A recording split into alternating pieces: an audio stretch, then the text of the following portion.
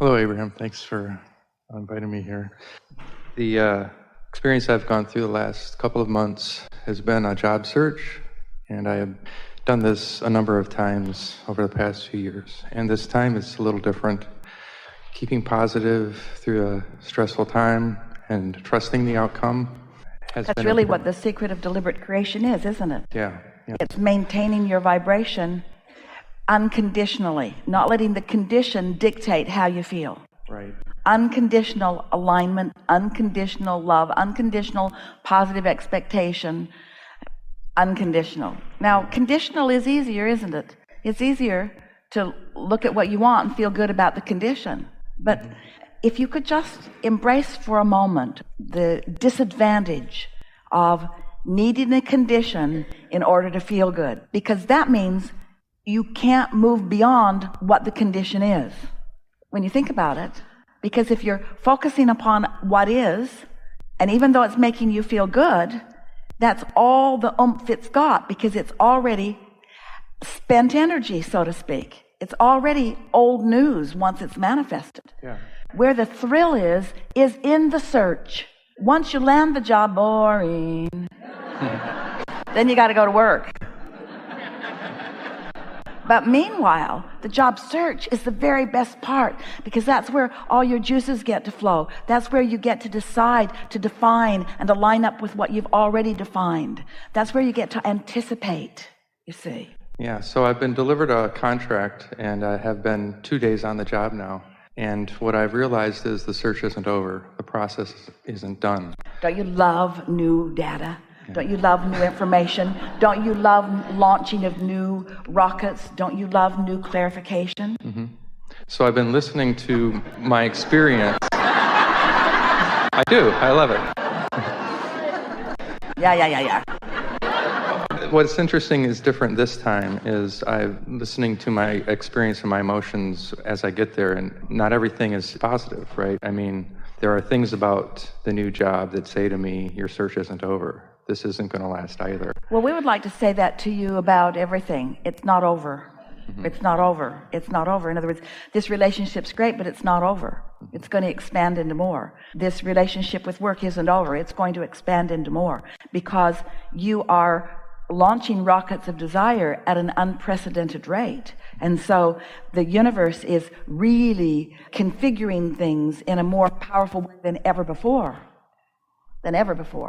So I've been looking at what is different this time, and the way that I want to handle it better this time is I've had many jobs over the past few years, and I would become dissatisfied and get into a bad vibration, and it didn't serve me. Frankly, I would use alcohol to an excess during those times to make the job and make the people reject me so that I could go find something else, which was totally unproductive. Yeah, just quit.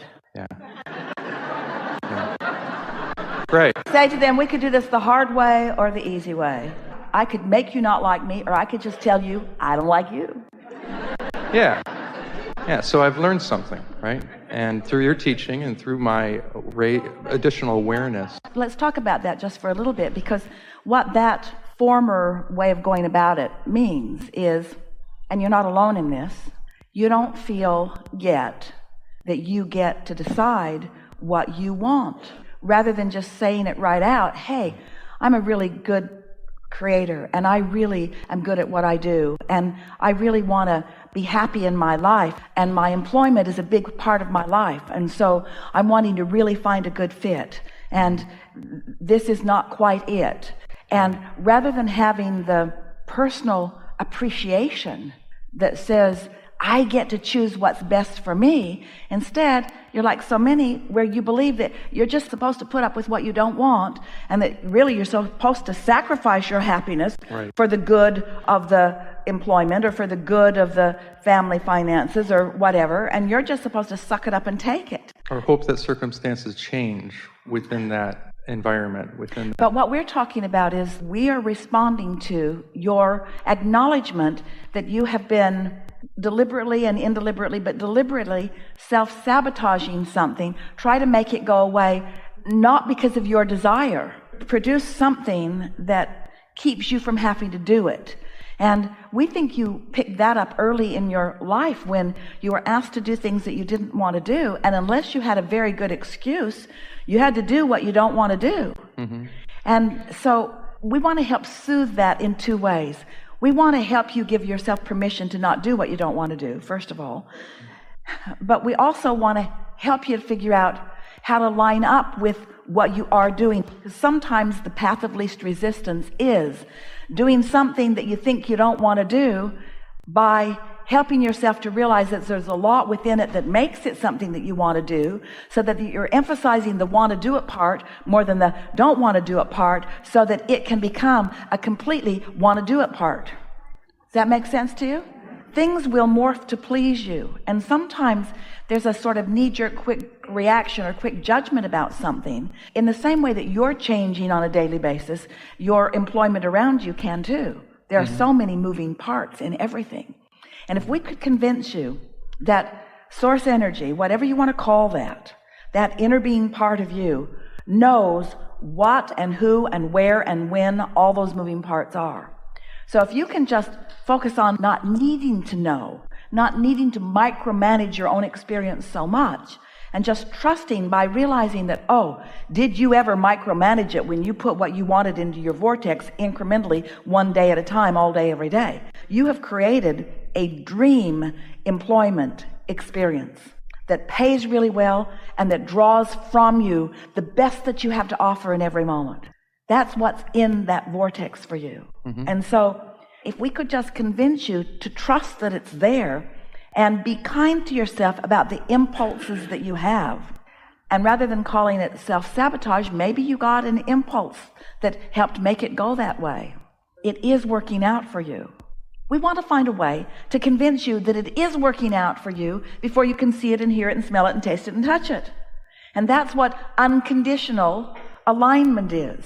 You don't need the conditions that you see and hear and smell and taste and touch in order to trust, in order to know, in order to expect, in order to thrive, in order to feel eager about it, you see. Mm-hmm.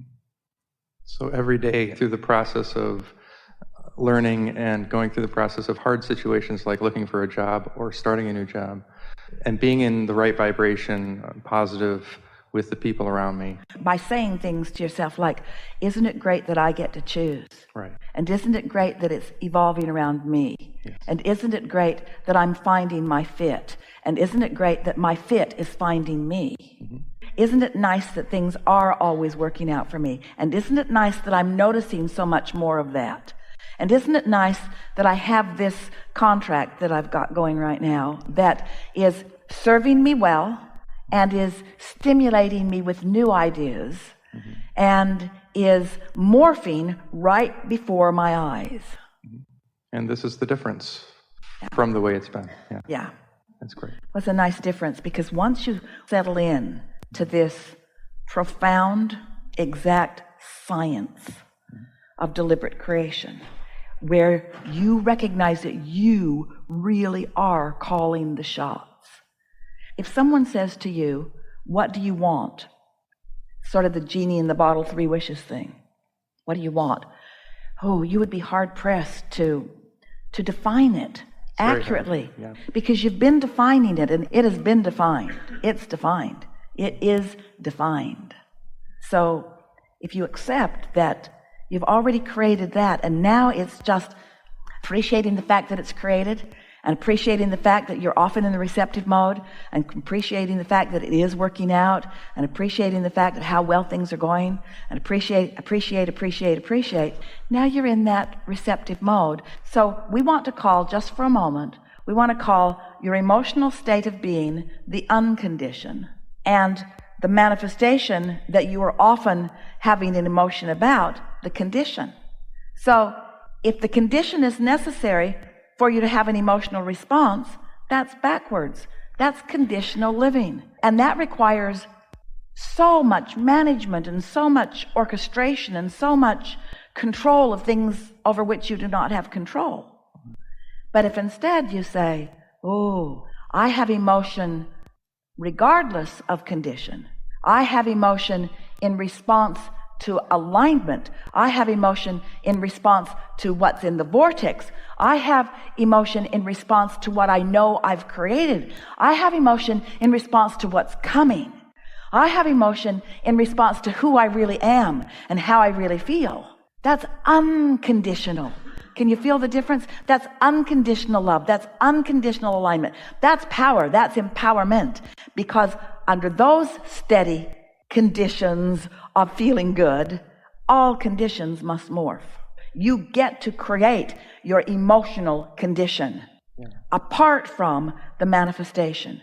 And it doesn't matter what subject it is. Lover isn't there yet. Physical body not where you want it to be. Even something happening with your physical body that you don't want. It doesn't matter. It doesn't matter what the condition is. I wanted to say that in the experience of the example you often use of the car rushing down the hill and applying the brakes or getting in the front of the car. Momentum. Don't want to wait till you're at the bottom of the hill to stop the momentum. Better to do it. Yeah. Just as it is leaving the crest of the hill. I just wanted to point out that I figured out that my use of alcohol sort of is like turning off the lights and not realizing that I'm going down the hill is false. You know, I'm going to crash. So learning how to drive the car, put on the brakes and turn it around is important. Let us give you something here that we think will be helpful.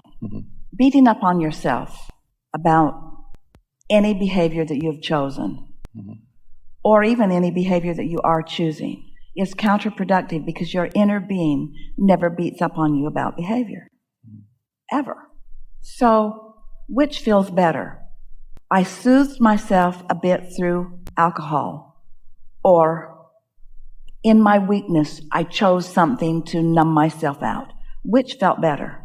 In my weakness, I chose something to... Yeah. Well, now we're going to say it again because that was the wrong answer. All right. Because what you chose was what society wants you to accept. We want you to feel it from the way your inner being feels about you.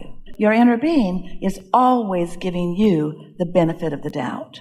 And when you don't, you cause a vibrational separation. It's too strong a word, but you go out of the receptive mode.